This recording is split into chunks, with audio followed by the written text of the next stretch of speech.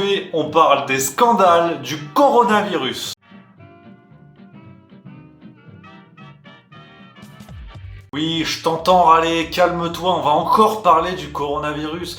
Je suis comme toi, on en a tous plein le rectum, mais en même temps, c'est l'actualité. Let It Be, premier sur l'info. Tu connais la chanson. Et c'est ahurissant. Non mais en 2018... cet homme est ahurissant. Si tu veux parler livre, on va bientôt y revenir. Mais en attendant, tu peux découvrir mon premier roman. Ah, ça c'est bien. Sur Amy Winehouse, la chanteuse. Hey, si tu ne l'aimes pas, ou si tu penses que c'est qu'une vulgaire droguée, ce livre est pour toi. Si, je t'assure. 4,99€, le lien dans la description. Bon bref, on n'est pas là pour ça. De toute façon, on est là pour parler des scandales liés au coronavirus, à la crise du coronavirus en France, et nulle part ailleurs, comme disait Philippe Gildas. Attention, avant de commencer cette vidéo, parce que je sens que t'es impatient, hein, vraiment. Tout est sourcé, tout ce que je vous dis, j'ai les articles, les liens des articles dans la description de cette vidéo.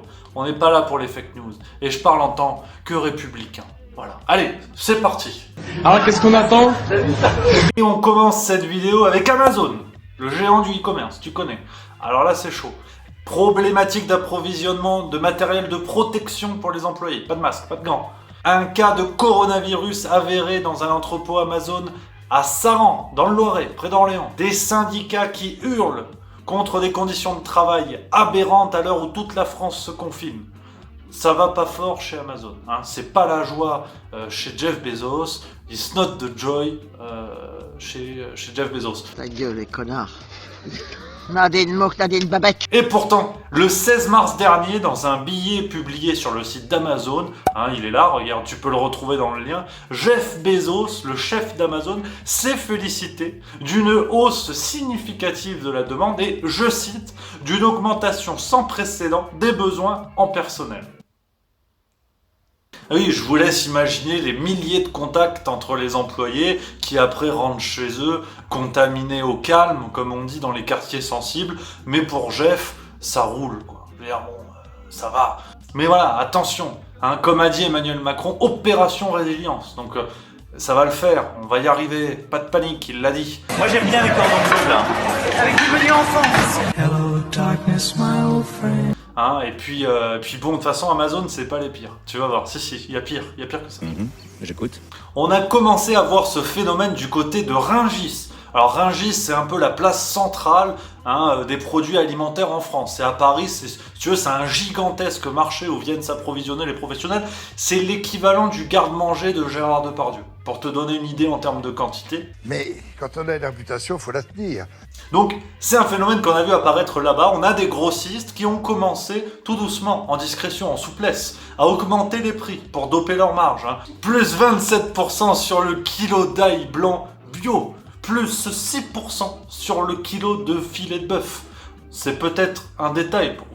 Oui, je comprends que t'en as peut-être rien à branler de l'ail, mais le problème, c'est qu'il y a un risque de répercussion sur tous les biens alimentaires. Et ça, faut y penser, dans sa petite caboche. Et c'est Bernard Lanès, le président du syndicat agricole Coordination Rurale, qui a alerté tout le monde. C'est pas moi qui le dis. Tout ça, je le tire de sources sérieuses. Et donc, c'est Bernard qui a tiré la sonnette d'alarme, qui a dénoncé les grossistes, mais aussi les distributeurs, qui commencent un peu à doper les marges. Comme ça, pendant que tout le monde regarde à droite, regarde, tiens, oh là là, un lion, tiens, et plus 27%. Ouais, tu vois, ça se fait pas, c'est pas sympathique. Quelle indignité. Et puis Bernard, en plus, il a cassé, si vous voulez, la principale raison des grossistes et des distributeurs qui justifient leur augmentation de prix en disant « Oui, mais on sait jamais, parce qu'on risque d'être emmerdé dans les semaines à venir, alors autant monter les prix maintenant. » Et Bernard, comme d'autres, hein, d'ailleurs dans la profession, ont dit que c'était pas vrai. Et que la France avait de quoi se nourrir rien qu'avec la production française. Donc voilà, hein, haut les cœurs, on défend nos agriculteurs, parce qu'on ne le dit jamais assez, mais nos régions ont du talent. Il a raison. Et Bernard aussi, il prévient sur un élément, et il a raison Bernard, au-delà du prénom hautement sympathique, il a raison parce qu'il a dit la DGCCRF, qui est une autorité française gouvernementale de surveillance de la concurrence. Ils ont encadré les prix par exemple pour les gels hydroalcooliques, parce qu'on avait des malfrats, que dis-je, des brigands, qui n'avaient pas hésité à augmenter leur marge déjà sur ces produits-là. Bernard, il nous dit, ouais, mais s'il se passe pareil sur les pâtes, 220 balles le kilo de spaghettis, ça fait cher à la carbonara, comme on dit. Donc, Voilà, Bernard, il a raison. Faut se calmer là-dessus. Hein, s'il vous plaît, messieurs les distributeurs, les grossistes et autres vendeurs de victuailles, calmez-vous, calmez le jeu pour la France. Bon, et on continue sur un troisième scandale lié au coronavirus qui est peut-être un petit peu moins grave, mais qui casse les couilles quand même, faut le dire. Tout a commencé avec un article de Elle. Tout a commencé donc avec un article sur Brigitte Macron, la personne, c'est elle. Et cet article nous racontait la vie de confiné de Brigitte Macron. Et là, sortez les mouchoirs parce que ça va chialer dur. Hein, comme un collaborateur proche a partagé aux journalistes, je cite, ouvrez les guillemets et fermez vos gueules, ça lui pèse, fermez les guillemets. Donc là, on est sur quelque chose de grave. Autre nouvelle, hautement importante, et là les plus sensibles, vous pouvez quitter la vidéo maintenant. Le service à la française, à l'Elysée, donc tout le monde se sert dans le même plat, a été remplacé. Voilà, par le service à l'assiette. Voilà. Et des fois, il y a des mesures, voilà, excusez-nous, excusez, voilà, hein, des gens comme ça qui prennent des décisions. Hein, ça, c'est un article, ça, c'est du journalisme. J'aimerais qu'on ait une pensée à ce journaliste, ou cette journaliste, d'ailleurs, je ne sais pas, qui a eu ce scoop en pensant que là, franchement, il y avait de quoi nourrir un paplard. Salut l'artiste, merci pour ce travail.